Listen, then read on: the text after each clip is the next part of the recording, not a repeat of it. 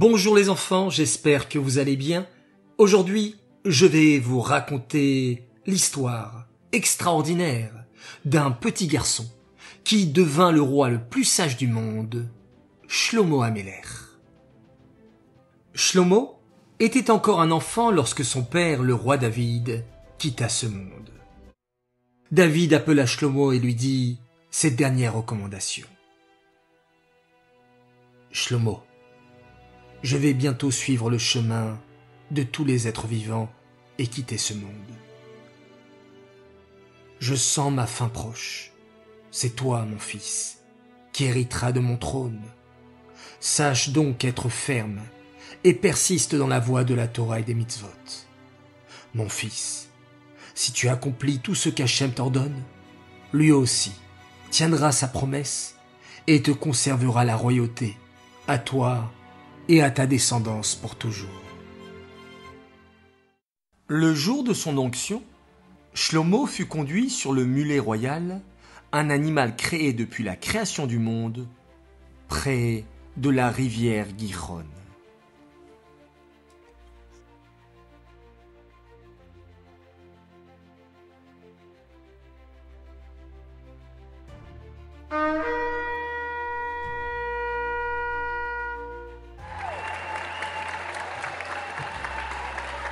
Vive le roi Shlomo! Vive le roi Shlomo! Vive le roi Shlomo!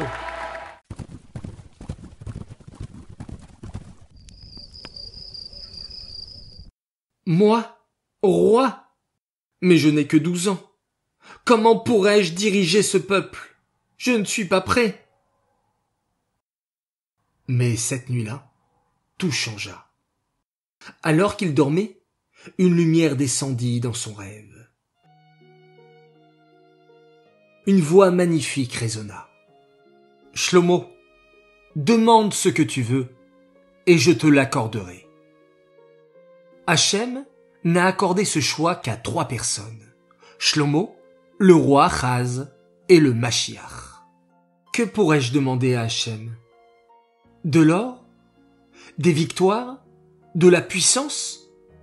Non, non, il y a mieux. Hachem, je veux la sagesse. Donne-moi s'il te plaît l'intelligence pour diriger ton peuple. Aide-moi à juger avec vérité. Shlomo, tu aurais pu me demander richesse, puissance ou longue vie, mais tu m'as demandé la chokhma, la sagesse. Alors, je te donne tout. Tu seras sage, riche et respecté sur toute la terre. Shlomo se réveilla, changé.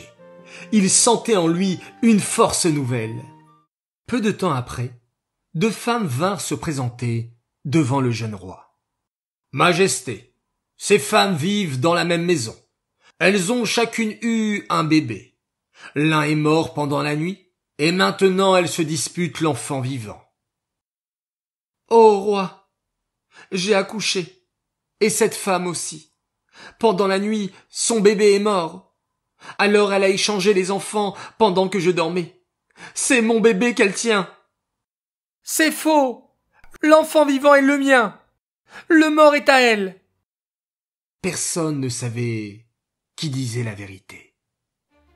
Mais le roi Shlomo, lui, avait une idée.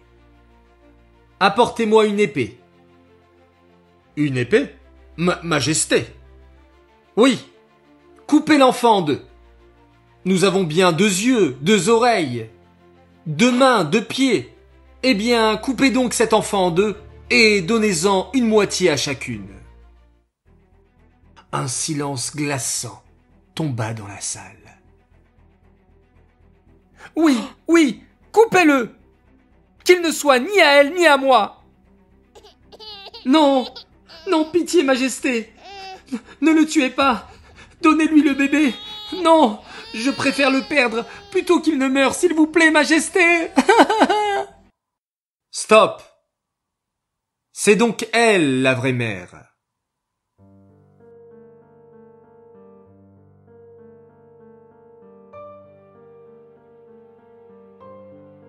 Le peuple fut émerveillé par cette sagesse. Jamais un roi si jeune n'avait jugé avec autant de vérité. Shlomo Amelech, le roi sage, venait de montrer au monde qui il était.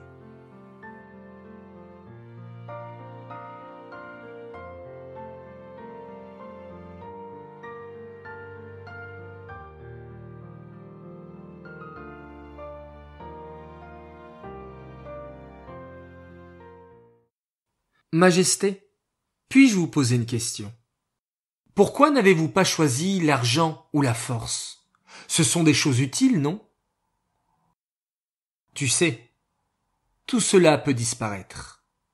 Mais la sagesse, elle reste toujours avec toi. Elle te guide, elle éclaire ton chemin. Elle te fait grandir. Les enfants, retenez cette leçon du roi Shlomo. Lorsque vous demandez à Hachem, demandez ce qui ne s'achète pas, la sagesse. Elle vous rendra meilleur, plus juste et plus proche d'Hachem. Ata chonen le adam da'at, baruch ata Hachem, chonen hadat.